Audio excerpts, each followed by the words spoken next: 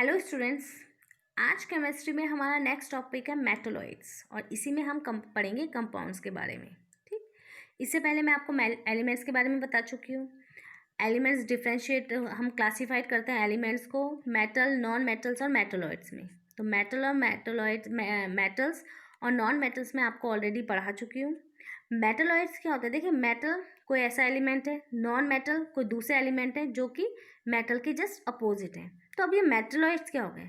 तो मेटलॉइड्स हो गए बीच के इन द सेंस जिनमें कुछ प्रॉपर्टी मेटल्स की हों और कुछ प्रॉपर्टीज नॉन मेटल्स की हों। ठीक, तो हम कह सकते हैं the elements which show some properties of metal and some other properties of non metals are called metalloids.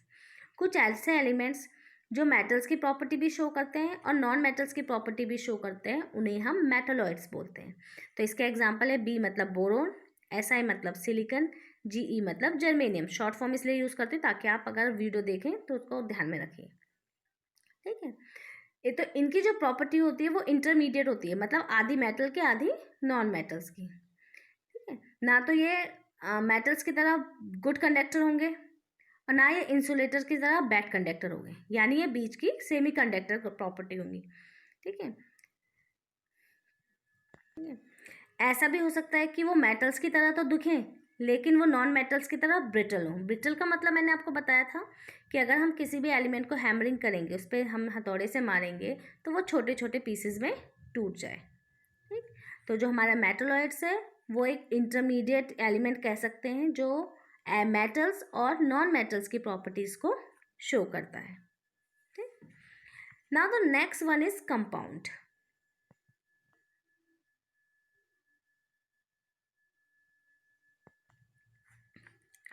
देखिए, जब मैंने चैप्टर की स्टार्टिंग की थी तो मैंने आपको प्योर सबस्टेंस के बारे में बताया था। ठीक है, तो प्योर सबस्टेंसेस में हमारे क्या थे? एलिमेंट्स एंड कंपाउंड्स थे। तो एलिमेंट्स तो मैं आपको बता चुकी हूँ कि एलिमेंट्स क्या होते हैं, जो एक ही टाइप के एटम से, मॉलिक्यूल से बनते हैं। ठीक है, और उसको हम मेटल्स, मेटलॉइड्स और नॉन मेटल्स में क्लासीफाइड कर सकते हैं। लेकिन कंपाउंड क्या होते हैं? कंपाउंड होते हैं जो दो से ज़्यादा एलिमेंट से मिलके बनता है, लेकिन इसमें कंडीशन क्या है कि जो दोनों एलिमेंट्स हैं वो फिक्स रेशियो में बंधे हुए रहते हैं। ठीक है, तो हम ये डिफाइन कर सकते हैं, a compound is a substance made up of 2 और more elements chemically combined in a fix proportion by mass. ठीक, ध्यान रखिएगा कि एलिमेंट और कंपाउंड दोनों प्योर सबस्टेंस होते हैं। एलिमेंट्स क्या होते हैं? उसमें सिर्फ एक काइंड के एलिमेंट्स होते हैं, लेकिन कंपाउंड में हमारे क्या होते हैं? एक से ज़्यादा एलिमेंट्स हो सकते हैं, लेकिन वो फिक्स्ड रेशियो में बंधे होते हैं, जिनको अगर हमें अलग करना है तो हमें कोई केमिकल प्रोसेस यूज़ करना पड़ेगा।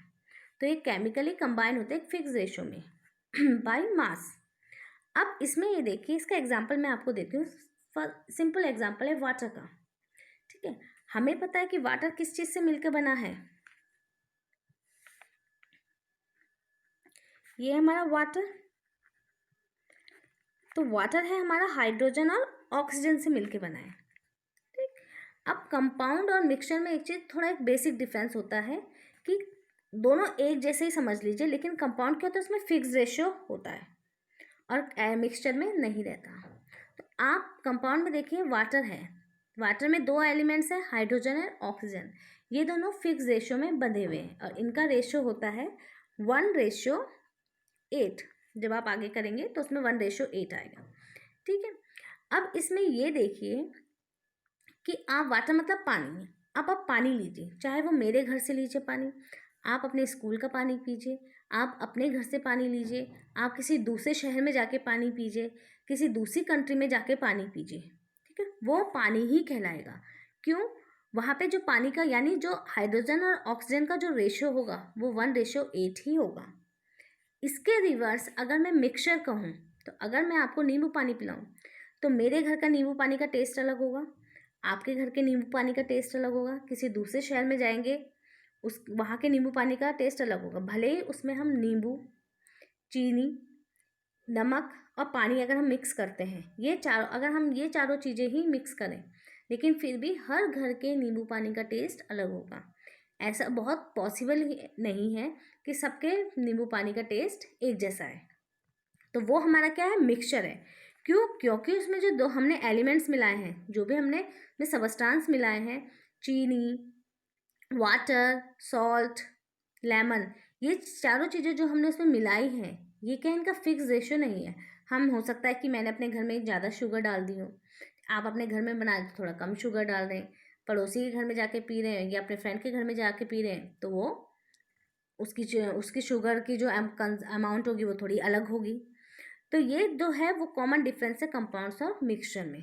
ठीक है, तो कंपाउंड सिंपल क्या होते हैं, ऐसा सबस्टेंस जो दो एलिमेंट से मिलके बनता है और इनका फिक्स रेशियो होता है। ठीक है, केमिकली कंबाइन होते हैं फिक्स रेशियो में।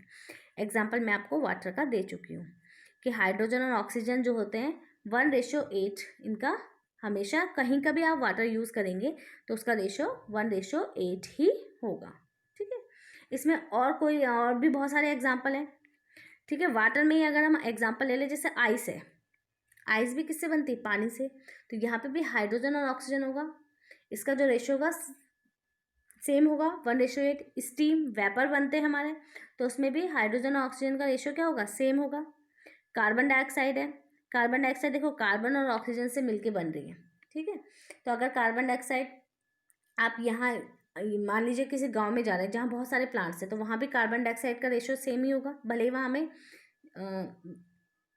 ऑक्सीजन ज़्यादा मिले, लेकिन अगर हम एक्सेल करेंगे, बाहर निकालेंगे कार्बन डाइऑक्साइड, जो प्लांट्स यूज़ करेंगे, तो वहाँ भी उसका रेशियो सेम होगा कार्बन और ऑक्सीजन का।